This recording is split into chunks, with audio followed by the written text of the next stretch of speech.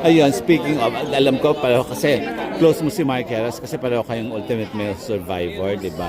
Tapos di ba may mga recent na nangyari sa buhay niya na naging issue sa kanya. Una yung nagsayaw siya sa isang men's club, pero hindi man siya nagbubad. Anong naging controversy yun? Nagsayaw siya sa gay bar, di ba? Pero hindi man siya nagbubad. Yeah. Ano naging reaction mo doon? Matagal niya na ginagawa yun. What do you mean? Sa gay bar?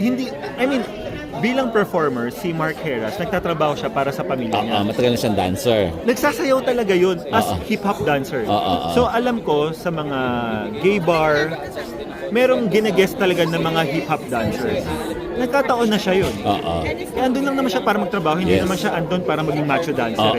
Para entertainer si Mark Heras. Yes. First and foremost, si Mark Heras, bukod sa pagiging artista, ay dancer.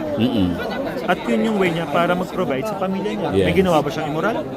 Wala naman.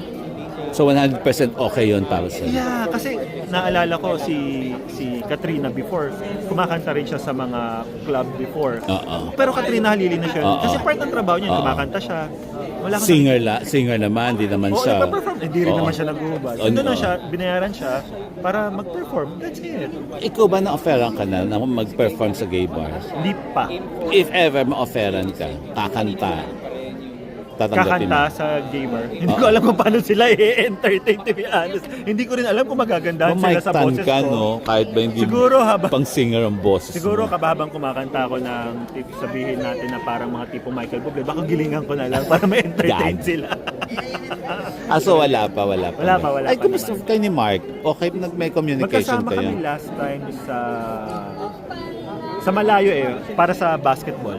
Oo, nagkakasama kami. Oo. Nagba-basketball ka rin pala pag ano? Pagkatapos nga nun, di ako makalakad, nasakit ang dalawang tuhod ko eh. So nakikita ko, parang ikaw hindi kasing dalas nga, no? Mas madalas siyang mag-basketball sa Mas marami probinsya. siyang contacts. Ah. Ako wala masyado.